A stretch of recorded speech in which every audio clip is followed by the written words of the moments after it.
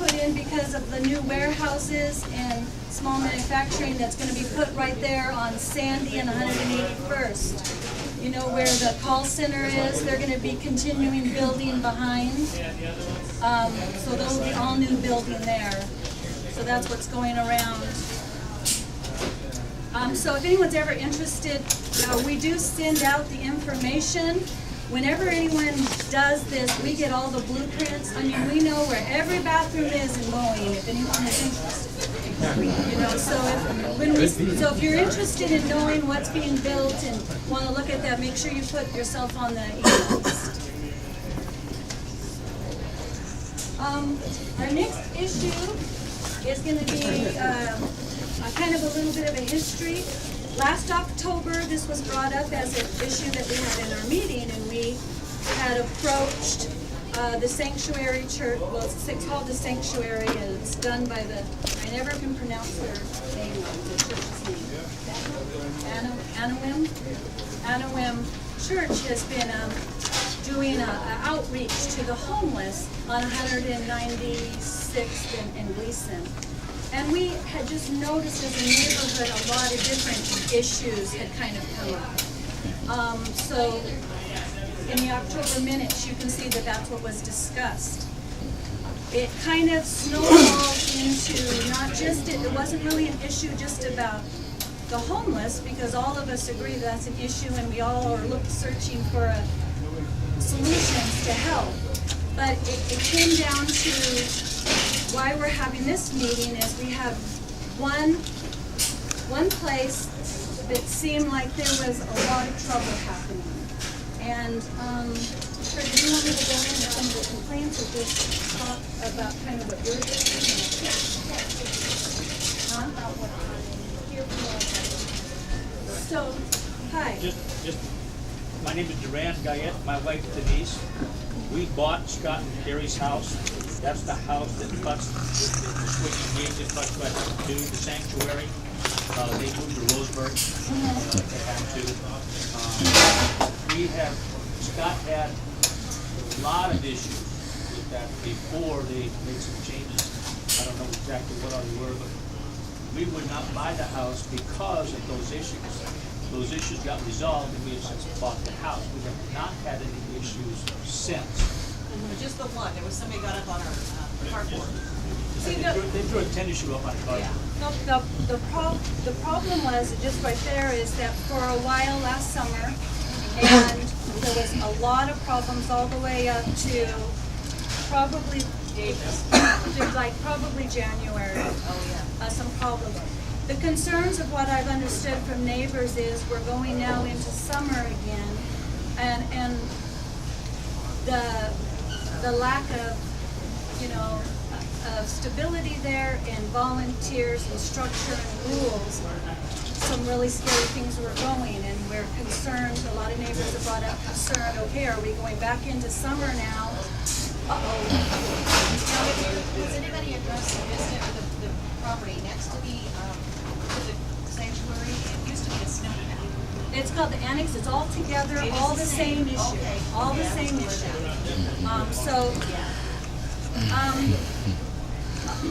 Code compliance from Gresham were called numerous times for some of the things that were going on at the sanctuary with Point of order. The sanctuary is on the south side of Gleason, and your boundary that you just talked about goes from Gleason north. We also so it's have outside the boundary of the Rockwood association. president, the Rockwood Association president and vice president are here, and some people here are from Rockwood. This is a combined issues that both neighborhood associations together are in talks with the church, and Tara's going to explain just of the issues. We don't want them not helping people. We just want to make sure it's done safely for everyone, including those coming for help. And it got to the point where some of the people told me they wouldn't go there because it was not safe. So I'm going to let Tara introduce herself and then we can kind of go over Thank you. Thank you very much for having me. I'll say, so I'm Tara Cleveland. I'm with East Metro Mediation. We are housed in the city of Gresham. I am a city of Gresham employee. However, I'm not representing the city of Gresham or making any decisions for the city. I'm here to provide facilitation. So I help everyone have a conversation about the issues that they're facing, right? What's going on for you? And I hope to capture that information here to help the neighborhoods have a better conversation and hopefully resolve the issues that you're experiencing. So I'd like to start by saying how refreshing it is to see this many people turn out for a neighborhood meeting. I've been to a few neighborhood association meetings, and I think this is the most fun people I've seen around one. So welcome, thank you for being here, thank you for having me. I'm gonna welcome my colleague Rob Bearden up. I'm gonna welcome my colleague Rob Bearden up. Rob's one of our professional mediators who volunteers a lot of time for us. And so I'm going to ask for his help in capturing some of the issues that I'm hearing. And I'd like to ask again, I heard you talk about the boundary lines, and I'll make sure I capture that. What was your concern? At the beginning of the meeting, it was explained that the boundary for this association is Gleason to the river and 181st to the east. Okay. The Sanctuary Church is not within that boundary. Okay, and so the concern in that, just so I capture it, the concern then is that the neighborhood doesn't have a part at the table, or let me make sure I'm getting that from you. What Well, is the your concern? president of the North Gresham said that Rockwood was here too, and it was a concern for both organizations. That was not made clear. Oh, okay, so that's been addressed for you? Yes. Okay. I think my point of order to clarify why North Gresham is concerned is it may be on the south side of Gleason, but the people transit all the way through North Gresham on a continuous basis. So it is a point of issue for the people of North Gresham also. Okay, so you're getting that ripple effect? Yes, definitely. Okay.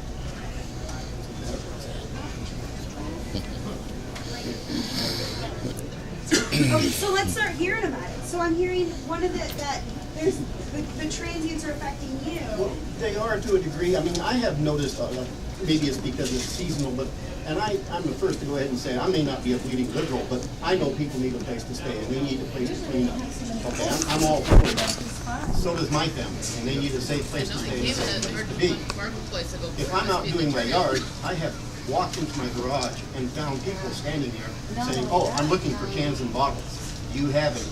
I've had people come up to my house and say, can I use your bathroom? I am not a public restroom. I will have people. My neighbor came out to get his paper and found people urinating against his car. So yes, there is a problem here no matter where the Red Barn or the sanctuary is located. And do I have an answer for that? Nobody has an answer to cure homelessness right now. But if there is something put out at that location to not violate my property or anybody else's property, I don't want to put up no public restroom sign in my house, you know. So maybe if they put out a little bit more information to the people that utilize that facility when they transit our neighborhood, to respect our neighborhood. That's all I'm saying. So I saw your hand and I saw yours. Sorry. So let me make sure I capture that. So you're talking about you have issues with people coming onto your property, people in your property, in your garage. Well, I was out doing yard work and I came from my backyard and saw a man standing there. Twice in the last month I've had a different man standing there. One saying, oh, can I have any spare cans or bottles? Do you have any? And another guy looking for Jeremy. Don't know who Jeremy is. And I'll go with that.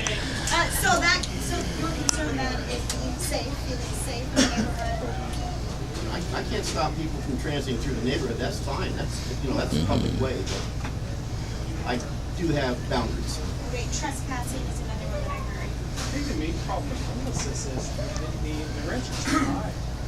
And why are rents high? Because the property taxes keep going up and up and up. The bonds for schools keep going up and up and up.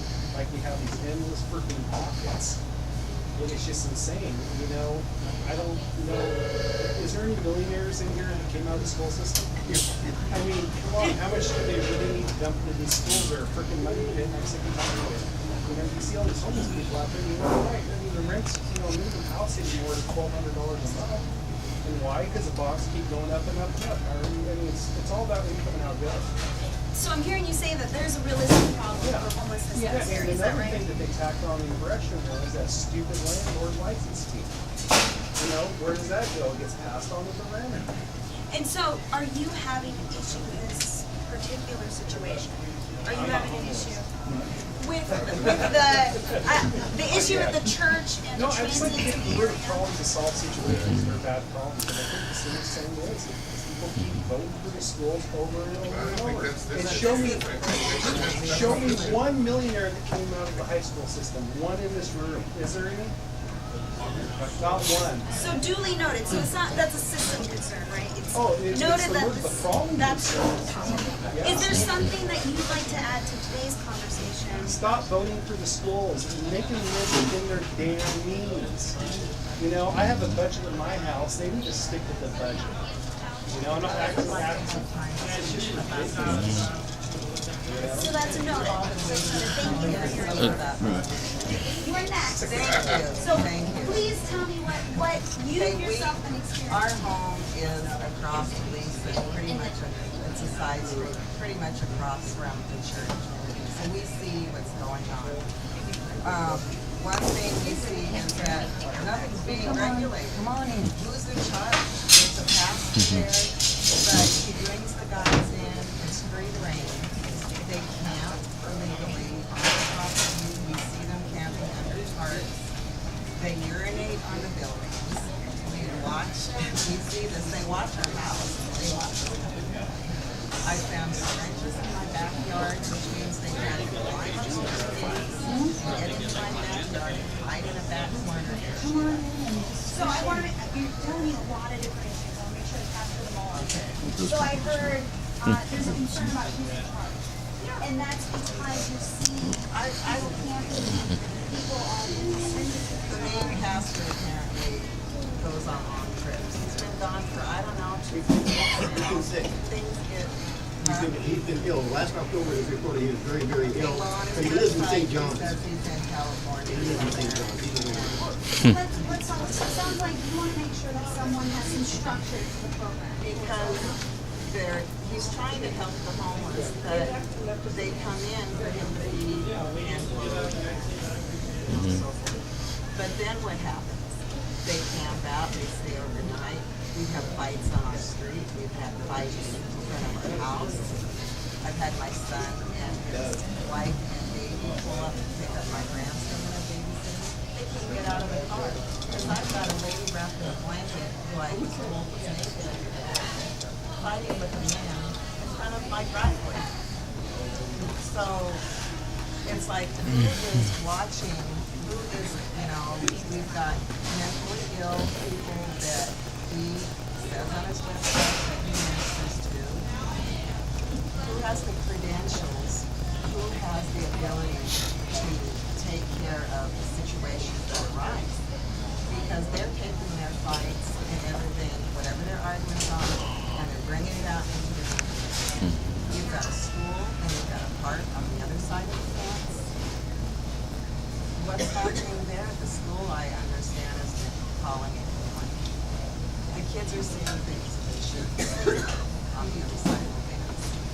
So let's make sure let's start grasping what the issues are. So I heard you say fighting in the streets. I heard you say that there was syringes. In my backyard, that means there's climbing over the fence, putting stuff in my garbage cans. And then as far as structure, do you feel like there's any Any structure? control? Who's in control? Nobody's watching the store. Okay, I saw you and then I'll bring down there and you in the back next. I'm Brian Furr. I live right across the street from the church. There's prostitution that goes on there, stripping out bikes, just like you do in Portland, selling parts. They take the frames, they throw it in the big dumpster in the back. The dump truck comes, or the garbage truck comes, takes it, the frame's gone. They take the tires, put on their bikes, or they take them into Portland. I lived here 8 years. I moved from the Hollywood district. And this is ridiculous. It wasn't there for the first 3 years. Sanctuary is giving him an excuse to have these illegal activities go on. It's enabling everybody. I'm a retired security officer. I could film them 24 hours if I wanted to, but what's the use? I'm glad that you guys are coming forward now, because I just stayed quiet. I called the police one day when they were out there stripping the bikes. Police officer went halfway up the driveway. They came out and met him. He just looked at him, talked to him for about 2 minutes, got in his car and left. So that's my problem. On the weekends, Saturday and Sundays, those annex were rentals when we first moved here. I don't know why they're not rentals now, unless they're inhabitable to live in. But he has the homeless live in those maybe 10 or 15 at a time, on Saturday and Sundays. And then Sunday mornings, he kicks them all out, or they all leave with their backpacks. But the ones that don't get in there, they're in between the two buildings with a bucket going to the bathroom. And it can be filmed over and over. In the last 3 or 4 weeks, it's been so quiet over there, I can't believe it. So I'm hearing a few concerns, correct me if I'm wrong. So there's the public urination, bodily And there's things going on. prostitution. There's a Prostitution. couple of gals that ride their bikes, and there's 2 pregnant ones over there right now that are kind of hanging out. Yeah. And then the illegal activities, you said it was like a bike chop shop. Yes. Okay, so are those all of your concerns? Yeah. I mean, not that they're minimized, not that, oh, is that all? No, there could be more, but Okay, I just want to make sure I capture you. And then I had you next, and then I just had you in the back. Yeah, my name's Dave, and Anna Wynn is engaged with you guys in the mediation. Right? Said they're in favor of this. Been in touch with them? As far as any mediation is concerned, that's confidential. And Could you repeat the respect question? Everyone's. Okay. So anyway, they're looking forward to this meeting so that they can get to work problems out. Let's see. I think one thing that I'm identifying is it's difficult to find out who's associated with this outreach work, right? You may be attributing problems to people that have nothing to do with this. Difficulty in actually attributing street level problems to this actual outreach, right? Nobody Let me really make sure I knows. understand you. You're saying it's hard to connect the issues that neighbors might be having with this facility. Is that Correct. what you're saying? Correct. And that might be hard to link those two into a cause and effect. Is that right? Yes. Okay. So if you want to put that on here as a concern? I think another one is sanitation needs. I'm hearing that houseless people need sanitation. Needs like a porta potty. And then something you said, Ms. Schwab, a lack of volunteers seasonally. So there's a lack of community involvement in projects. So a lack of community involvement in volunteers, as well as the sanitation piece. Is there any other concerns that you'd like? No. Thank you very much. And the gentleman. Okay, I just wanted to bring up, it's not concerns, but you might want to consider it. In Portland, they got a place called R2D2 on 4th and Burnside. And there's a bunch of homeless that live there. It's a camp. It's policed by the homeless. They actually got staff. They got rules, and if that you violate, you're out. And the local businesses around there, a number of them actually like the place because they police and they keep bad elements away. And as far as the sanitation goes, instead of locking the restrooms at night and stuff, parks, public buildings, stuff like that, maybe have a porta potty on a couple of the corners and stuff. And as far as the needles go, where they habitat or areas where they're at, put the red buckets up for the syringes. You know, the medical buckets. So I'm hearing a few ideas for solutions. Yes. So I'm hearing you can put up the red boxes to put syringes I heard you say that maybe the public facilities could stay open at night, that Mhm. might alleviate people from trying to use the restroom in the public. Right. And then also the self-policing thing, that's actually been a benefit somewhere else, somewhere Right. in Portland has benefit. Okay, is And there, it's commercial.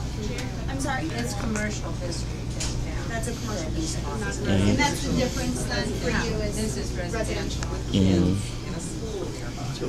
And I actually saw your hand next and then Kathy. And before I get to you two, do you have anything that you'd like us to add to the neighborhood issues, concerns, things that? No, I just wanted to bring those up. Thank you for sharing. They call it a sanctuary, but correct me if I'm wrong, but shouldn't that term designate really, if you're going to be a sanctuary, that means cease and desist your activities, and whoever's running that place has a responsibility to maintain code.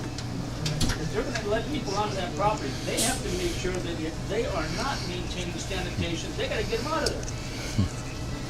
So I'm hearing you concerns about rules and making sure Yeah. that rules are being enforced? Exactly, and who's enforcing it, whether it's a sanctuary or can the police go on there? It's my understanding the police can't go on there because it's a sanctuary.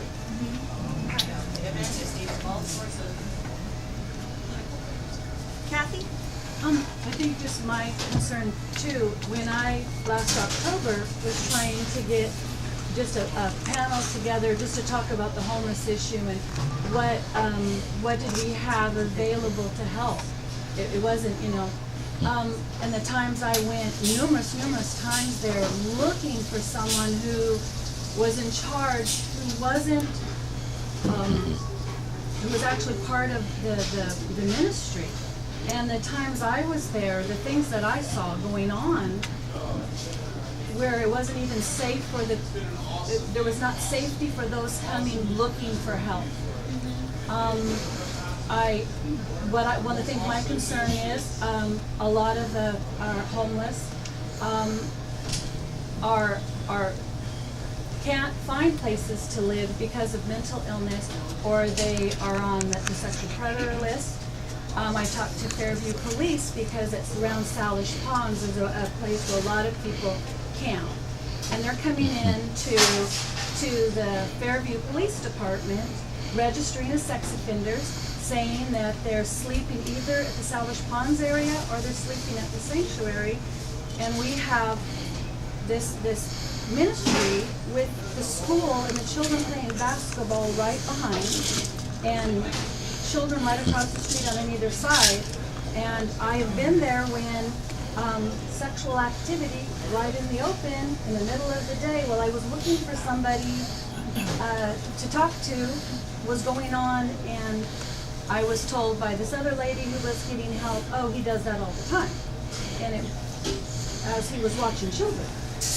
And so my concern too is, again, we're in the middle of a residential area with children, with 3 schools that everyone has to pass by, or as they walk through our neighborhood where our children are out playing. And the big thing is there were no rules, so all sorts of wild stuff were going on because there was nobody. So Kathy, what I'm hearing from you is that you couldn't find a point of contact. No. And I'm also hearing that you have an issue not only for the safety of the residents of the neighborhoods, but also the safety of the people that are seeking help Yes. from the sanctuary. Is that right? Okay. Yes. Do we have that captured up here yet? And I saw a hand up here and then in the back. Yeah, I think probably I should have said back there that some of us work before, but open culture, not very much, I have to admit.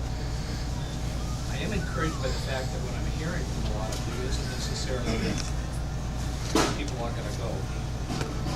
I like the fact that you understand that we have, as a result of decisions made by governments far bigger than us, a lot of them further up the chain.